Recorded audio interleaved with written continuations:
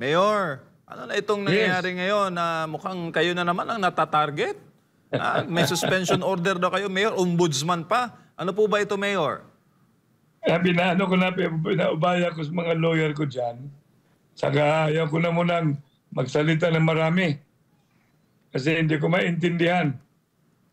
Hindi ko maintindihan, MJ, bakit nagiging wholesale yung preventive suspension ng issue ng salary. Hindi naman ako payroll maker, ha? Oo, kasi Mayor, nung nakaraan kasi, di ba, na-approve mo yung Maisog Rally.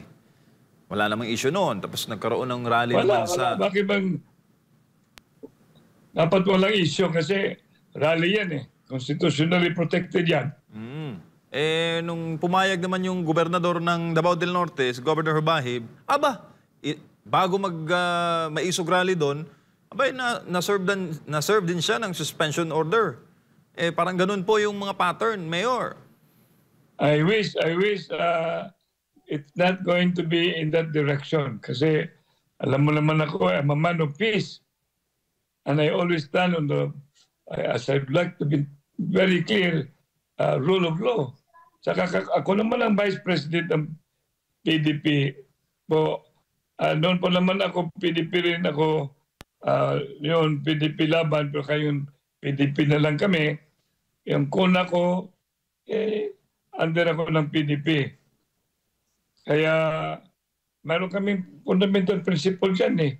Wala naman yung sinasabing to overthrow a government. Wala. Ano yun? Democrat socialist kami. Tapos may pagka-humanism. May Diyos po kami. Atheism. At saka participatory yung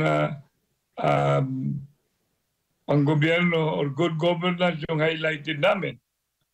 Kaya MJ, magpapakat na, no? It's really surprising. Ang dami kong meron akong kaso sa gobernador. Very clear yung abuse of authority niya sa Office of the President. Wala pa namang movement.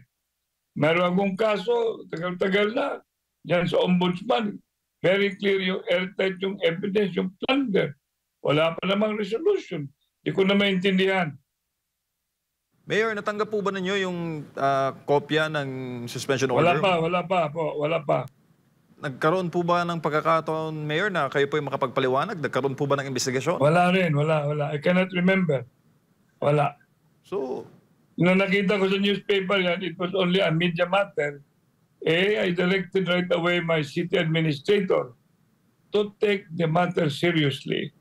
Kasi sabi ko, pag sahod ay matatagal, kontra ko yan. Kaya galit na galit ako sa mga tauhan ko, bakit matatagalan yung sahod? Kasi ano po ako, I'm a labor management government practitioner. Ako po ay isang presidente ng Philippine, yung naging presidente ko ng PABA, Association on Voluntary Arbitration. Ibig sabihin, I am a part of even sa PMAP, yung Philippine Association of yung mga managers. Plus, I'm a member of MAP, Management Association of the Philippines. Alam ko po yung importance ng sahod.